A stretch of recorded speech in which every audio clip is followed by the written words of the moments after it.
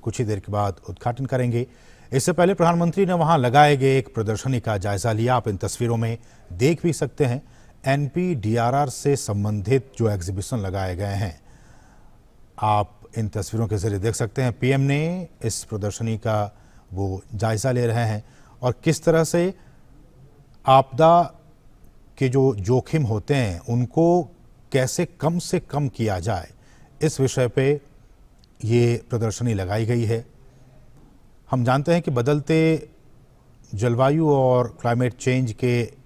हिसाब से आपदा को लेकर हम सभी गंभीर हैं, लेकिन इस आपदा में भी हम अपने उन जोखिमों को कैसे कम से कम कर सकें, इसको लेकर NPDRR की तरफ से 2 अहम सत्रों का, राष्ट्रीय मंचों का आयोजन किया जा चुका है। 2013 और 2017 में ये NPDRR की तरफ से आज जिस कार्यक्रम में प्रधानमंत्री शामिल हो रहे हैं, कुछ ही देर के बाद वो संबोधित भी करेंगे, ये तीसरा राष्ट्रीय मंच है। और जैसा कि हम जानते हैं कि इस बार का जो ये तीसरा मंच है, विषय बहुत ही महत्वपूर्ण है कि आपदा जोखिम न्यूनीकरण को कैसे हम मुख्य धारा में लाएं, और इसके लिए कुछ उद्देश्य, कुछ मोटो सेट किए गए हैं। जो प्रस्ताव है, हमारे साथ हमारे सहयोगी सुधाकर दास इस वक्त ताज़ा अपडेट के साथ मौजूद हैं। सुधाकर, मुझे ये मौका मिला है कि मैं इस बहुत ही महत्वपूर्ण विषय पर अपने NPDRR के जो मेंबर्स हैं उनके साथ मैंने प्रोग्राम किया है कल। मुझे ये जानना है आपसे कि अब जबकि बदलती जलवायु को देखते हुए हम सभी जानते हैं कि कितना जोखिम बढ़ गया है आपदाओं का, भारत आज की तारीख में उन जोखिमों का सामना करने के लिए स्ट्रक्चरली और इंफ्रास्ट्रक्चर के हिसाब से कितने तैयार है?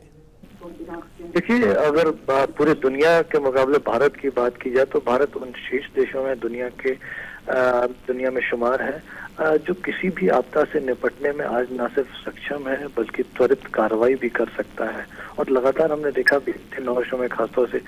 PM मोदी के आने के बाद, न सिर्फ डिजास्टर से जुड़े हुए तंत्र स्थापित हो,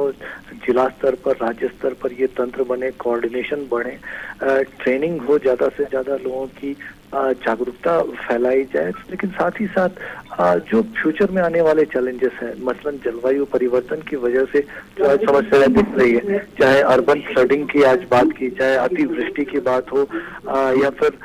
बिजली गिरने जैसी समस्याएं कुछ इलाकों में जो बढ़ रही है, साइक्लोन की बात हो, तो नई आने वाली है जो तैयारी है निश्चित तौर पर करते हैं। आज दुनिया के शीर्ष देशों में है मसले की बात आपने अभी विजिट किया है, वो प्रदर्शनी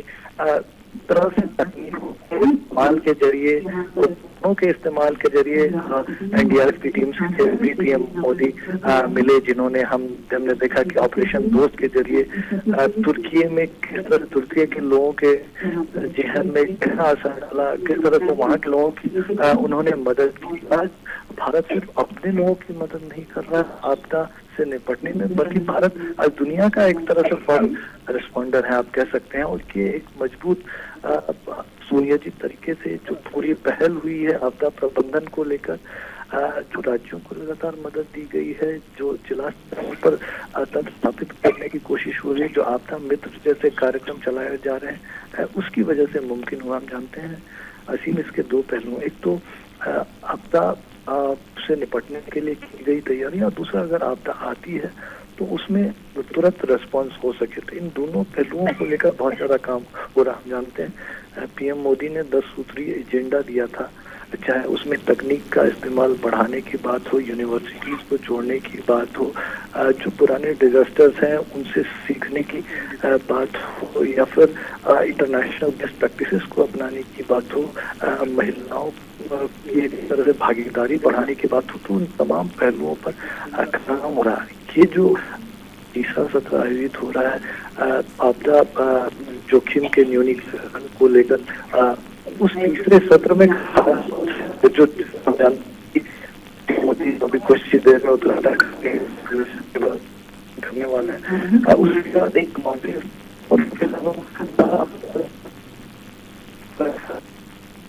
जी सुधाकर, आपकी आवाज हम तक साफ तरीके से नहीं पहुंच पा रही है। लेकिन जो आप कह रहे हैं वो बहुत ही महत्वपूर्ण बातें कि किस तरह से हम तकनीक का इसमें इस्तेमाल कर सकते हैं, ये बहुत ही महत्वपूर्ण है। और ऑपरेशन दोस्त के ज़रिए जिस तरह से अभी हाल ही में तुर्की में जिस तरह का विनाशकारी भूकंप आया, उसमें हमने देखा कि भारत ने बहुत ही महत्वपूर्ण रोल प्ले किया। यहाँ जो एनडीएमए और जो डिजास्टर के जो फोर्सेस हैं वो तुरंत यहाँ से रवाना हुए और वहाँ पे जाकर उन्होंने मदद की। और इस बीच जैसा कि हम बता रहे हैं कि प्रधानमंत्री नरेंद्र मोदी राष्ट्रीय आपदा जोखिम न्यूनीकरण